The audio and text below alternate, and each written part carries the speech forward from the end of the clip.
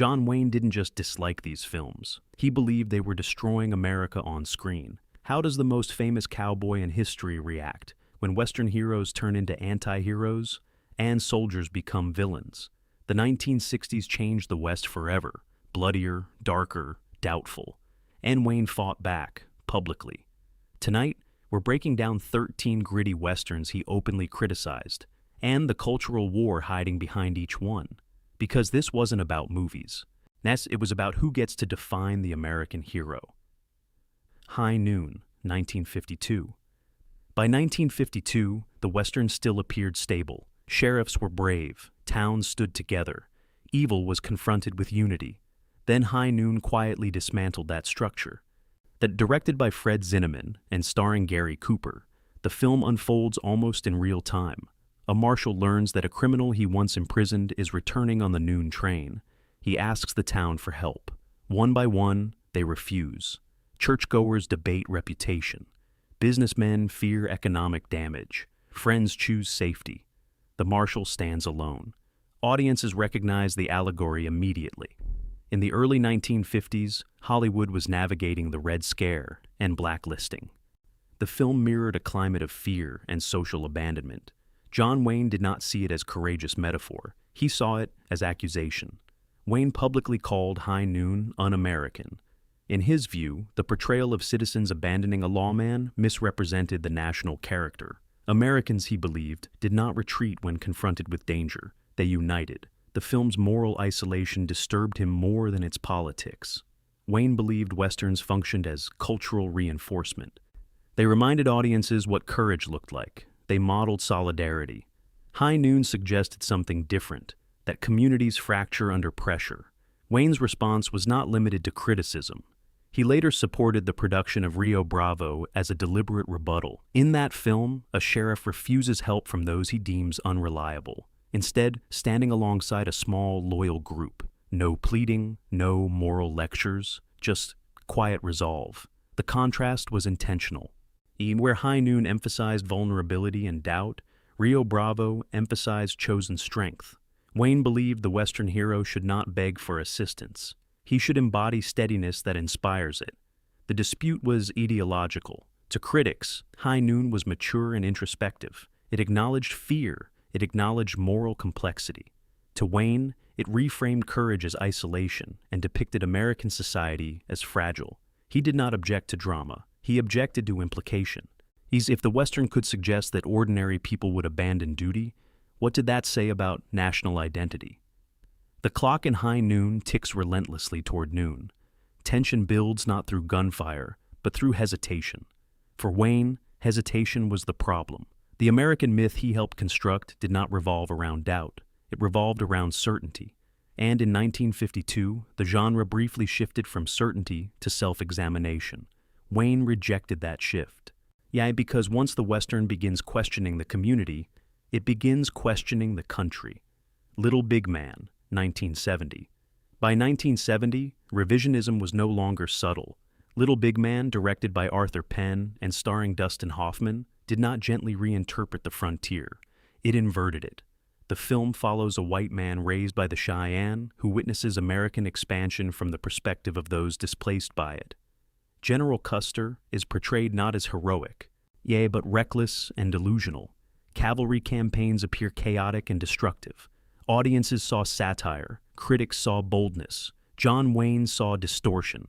Wayne had long defended traditional portrayals of the cavalry and westward expansion. He believed Westerns honored sacrifice and discipline. In interviews, he criticized films that, in his view, painted American soldiers as villains to satisfy contemporary political moods. Context mattered. Vietnam was ongoing. Anti-war sentiment shaped public discourse. Young filmmakers increasingly challenged official narratives of American righteousness. Little Big Man aligned with that shift. Its tone oscillates between humor and brutality. Battle sequences emphasize confusion. Authority figures are mocked. The frontier is not destiny. It is damage. Wayne objected to what he believed was historical imbalance. He argued that earlier generations had accepted hardship and fought for stability. Though to portray expansion solely as oppression, he felt, ignored complexity and courage. The disagreement was not merely about one film, it was about ownership of history. For decades, Westerns had functioned as simplified myth, settlers versus chaos, progress versus wilderness. Little Big Man proposed that the myth concealed injustice. Wayne resisted that premise. He believed that dismantling heroic narratives weakened national confidence. Cinema, in his view, should not erode foundational stories without responsibility. Younger audiences embraced the film's irreverence. It matched a period of institutional distrust. Wayne represented a generation that believed institutions, while imperfect, were fundamentally stabilizing. When Custer charges in Little Big Man, he appears foolish. When the Cheyennes suffer, the film lingers. The emotional alignment shifts away from traditional authority. Wayne did not deny historical tragedy. He denied the framing. Oh, to him, Westerns were not courtroom exhibits. They were moral parables. And in 1970, those parables were rewritten. The hero no longer stood confidently at the center. He was questioned, sometimes ridiculed. Wayne publicly resisted that transformation, because if the Western hero becomes unreliable, the myth of the frontier becomes negotiable. And once the myth is negotiable, the identity it supports becomes uncertain. That uncertainty was exactly what Wayne refused to endorse. In Next McCabe and Mrs. Miller, 1971. By 1971, the Western landscape no longer looked sunlit. Snow fell instead. Mud replaced dust, and optimism quietly drained from the frame.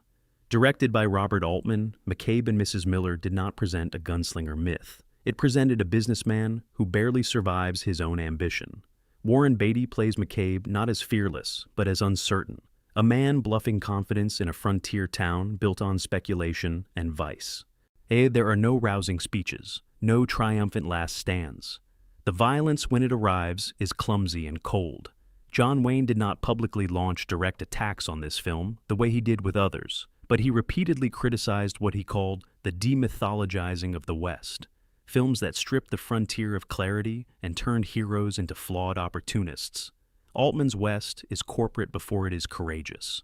A mining company tightens its grip. Business negotiations replace showdowns. That capital swallows individualism. For Wayne, that framing carried implications. The Western, in his view, celebrated men who built order from wilderness.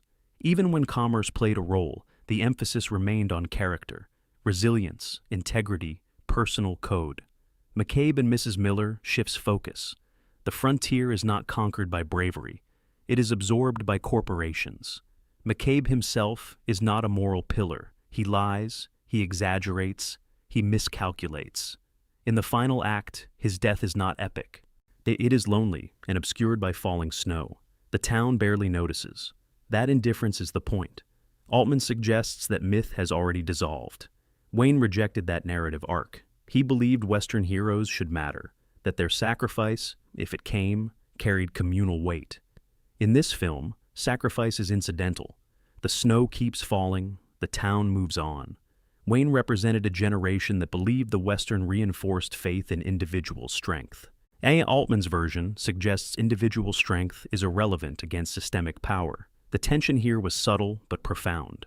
If the West was simply early-stage capitalism, opportunism, greed, indifference, then the romantic mythology Wayne embodied becomes illusion. He did not accept that conclusion, because once the Western stops elevating courage, it stops functioning as national metaphor, and Wayne had built his entire career on that metaphor. He had Pat Garrett and Billy the Kid, 1973. By 1973, disillusionment had fully settled into the genre. Again directed by Sam Peckinpah, Pat Garrett and Billy the Kid portrays aging lawman Pat Garrett tracking down his former friend, Billy. But this is not a story of righteous pursuit. It is a story of compromise. Garrett is not triumphant. He is employed, pressured, controlled by cattle barons who represent the new economic order. That the outlaw he hunts feels freer than the man wearing the badge. The moral lines blur. John Wayne had little patience for that blurring. He frequently criticized the emerging trend of portraying authority figures as weak, corrupt, or spiritually exhausted. In traditional Westerns, the lawman symbolized stability. Even when conflicted, he ultimately stood firm. Peckinpah's Garrett stands tired. He enforces rules that benefit men richer than him. He kills not out of conviction, but necessity. The film's tone is elegiac, slow, meditative, accompanied by mournful music. It suggests the West did not evolve into order. It aged into resignation. Wayne saw danger in that framing. If the sheriff becomes morally compromised, what replaces him? The outlaw, the corporation, or nothing at all?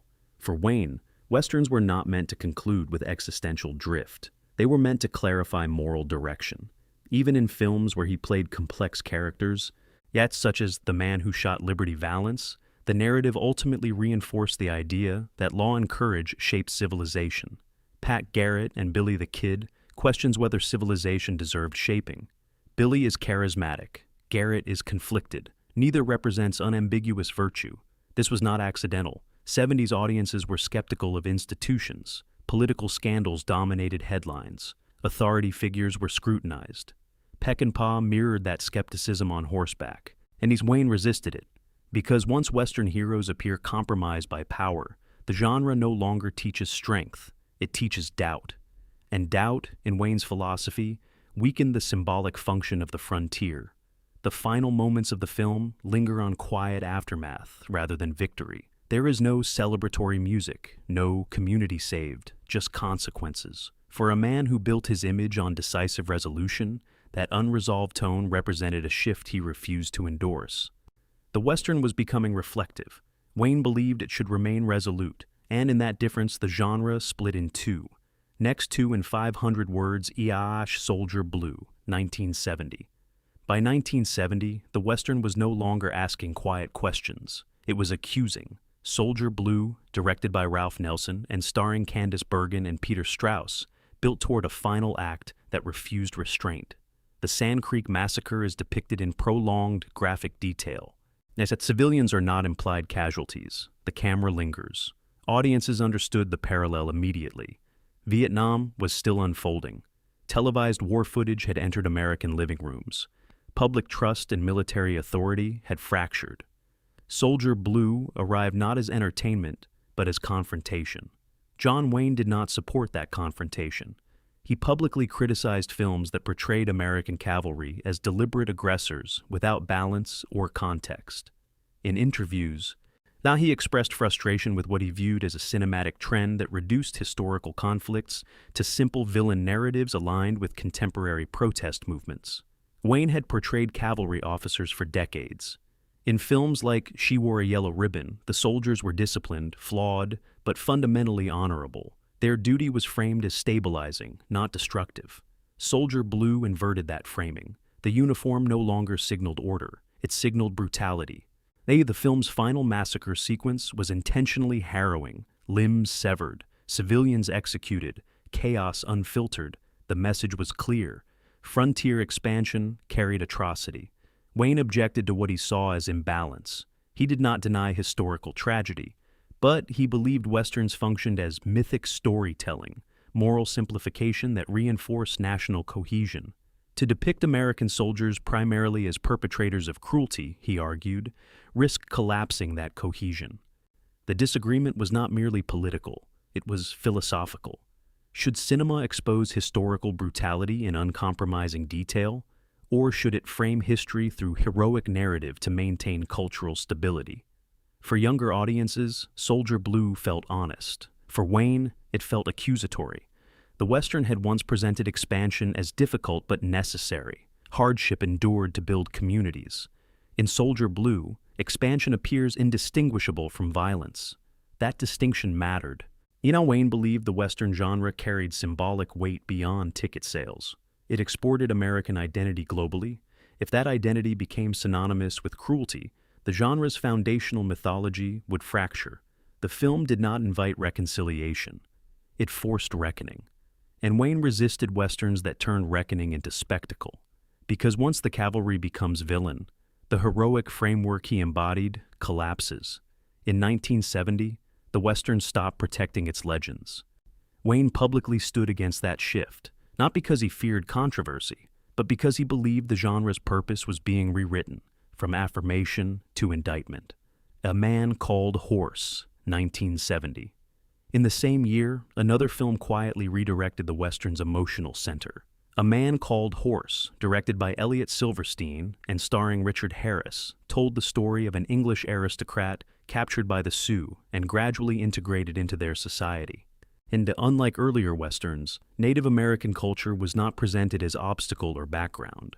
It was presented as complex, structured, superior in certain moral dimensions. The white protagonist does not civilize the tribe, he adapts to it. For John Wayne, this represented a significant tonal departure. He had built much of his career on narratives where frontier settlement symbolized progress. Even when Native characters were portrayed sympathetically, the broader arc centered on American expansion as stabilizing force. A Man Called Horse shifted perspective. Ceremonies are depicted in detail. Cultural rituals are neither mocked nor minimized. The tribe possesses dignity independent of European influence. Wayne criticized Westerns that, in his view, romanticized indigenous cultures while diminishing settler resilience. In public comments during the era, he defended the idea that expansion, though harsh, ultimately built a functioning society. The film's most discussed sequence, an initiation ritual portrayed with physical endurance, underscored transformation through submission to tribal tradition. The frontier hero is no longer self-defining. He is redefined by immersion into a non-Western structure. For younger audiences, this felt progressive. For Wayne, it risked reframing the entire Western myth. If the traditional hero must abandon his identity to find authenticity, what does that suggest about the frontier story? The Western, as Wayne understood it, was about forging identity through adversity, not surrendering it. The tension extended beyond representation. It touched national narrative. Wayne believed Westerns should emphasize the building of institutions, law, towns, families. A Man Called Horse emphasizes cultural relativism and adaptation instead. The frontier becomes shared space rather than conquered land. The myth softens. Wayne did not object to respectful portrayals. He objected to inversion. He resisted Westerns that implied American expansion required moral correction rather than contextual understanding. By 1970, the genre was no longer unified. Some films deconstructed power structures. Others centered previously marginalized perspectives. Wayne publicly aligned himself with the older framework: structured heroism, decisive action, expansion framed as progress. A Man Called Horse did not condemn settlers outright, but it relocated moral authority. And that relocation challenged the symbolic structure Wayne had represented for decades. Because once the Western stops positioning the frontier hero at its moral center, the myth shifts. And Wayne did not accept that shift quietly. He resisted it, publicly, firmly, as the genre continued moving away from him. Next, The Hired Hand, 1971. By 1971, the Western no longer felt urgent. It felt reflective. The Hired Hand, directed by and starring Peter Fonda, did not open with a showdown. It opened with silence, two drifting riders, sparse dialogue, long pauses between decisions. This was not a Western about conquest. It was about regret. Fonda's character returns home after years of wandering, hoping to reclaim a family he abandoned. There are no grand speeches, no moral proclamations. The film lingers on hesitation, on a man unsure whether he deserves restoration. John Wayne repeatedly criticized what he saw as the softening of the Western hero in the early 70s. He believed the genre functioned best when it presented decisiveness, men who acted under pressure without collapsing into introspection. The Hired Hand centers introspection. Gunfights are brief and subdued. The emotional weight rests not on triumph, but on reconciliation and doubt. The frontier is not wild terrain to be mastered. It is backdrop to personal failure. Wayne objected to Westerns that replaced courage with contemplation. He had played flawed men, notably in The Searchers, but even those characters ultimately confronted external threat.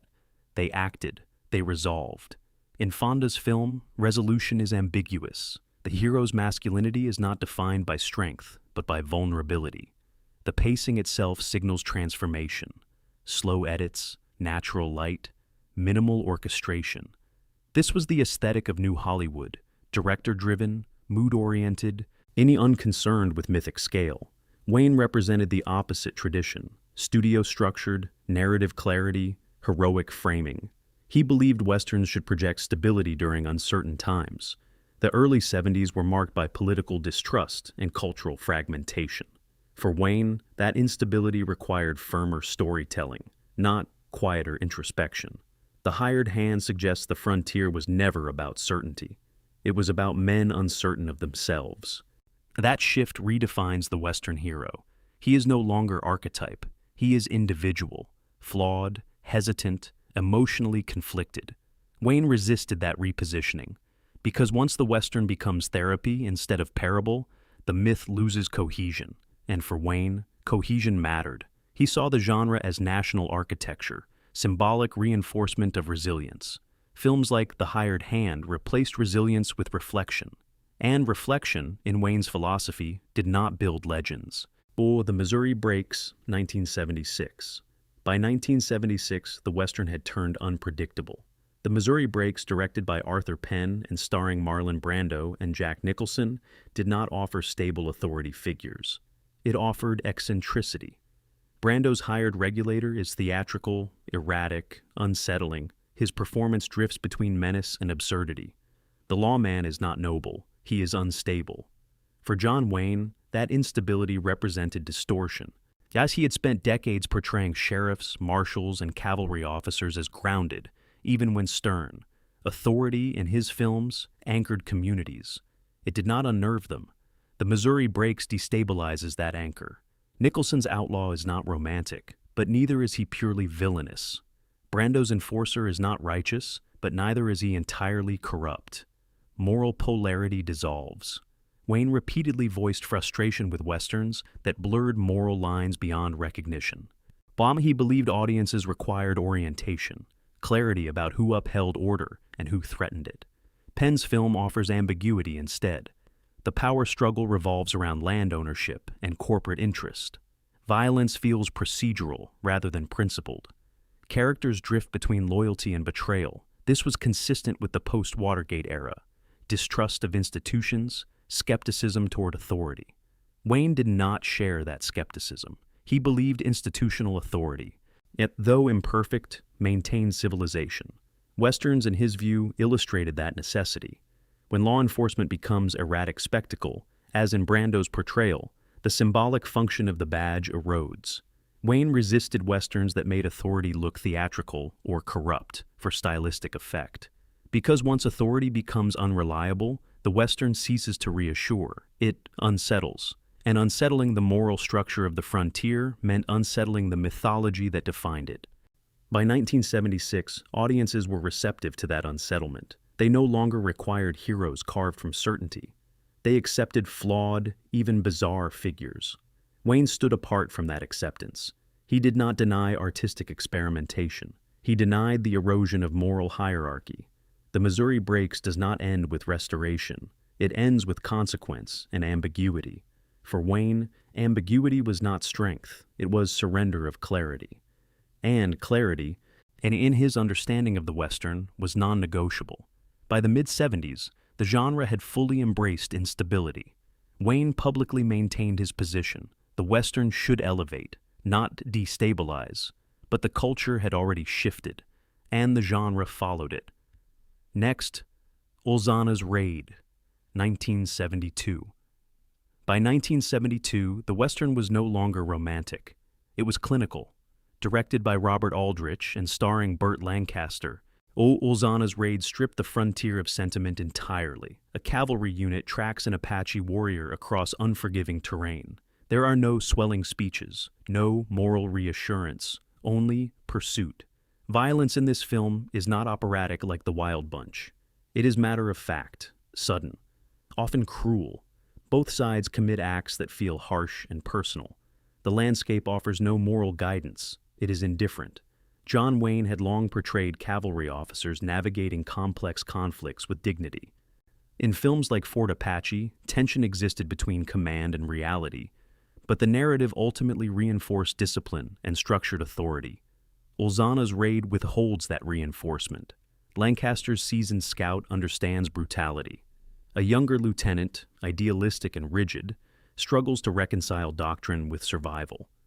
The film suggests that frontier conflict is not heroic misunderstanding, it is cyclical violence. Wayne publicly objected to Westerns that emphasized brutality without contextual moral framing. He believed hardship and violence were part of expansion, but not the defining moral essence of it. Aldrich's film refuses uplift. There is no climactic vindication, no speech about progress. The raid ends because it must. The desert remains unchanged. For Wayne, that tone undermined the symbolic architecture of the genre. The Western, as he saw it, illustrated civilization overcoming chaos. Even when violence occurred, it served the arc. In Olzana's Raid, violence feels self-perpetuating. The film mirrors early 70s exhaustion, war fatigue, cultural division, distrust of official narratives.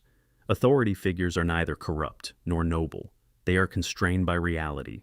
Wayne resisted that flattening of hierarchy. He believed Western heroes embodied moral aspiration, not moral equivalence. If both sides operate within the same moral fog, the frontier myth dissolves. The film's stark realism was praised for maturity.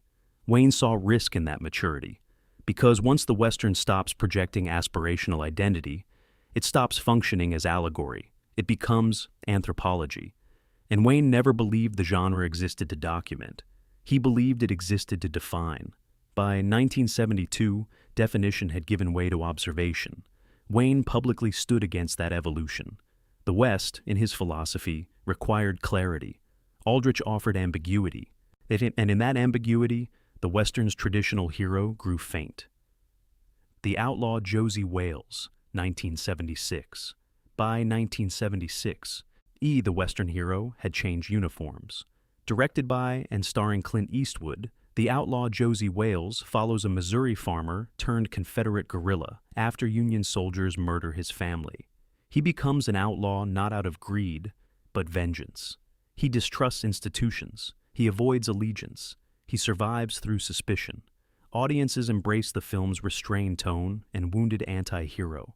John Wayne saw something else. He had long defended structured authority in Western storytelling.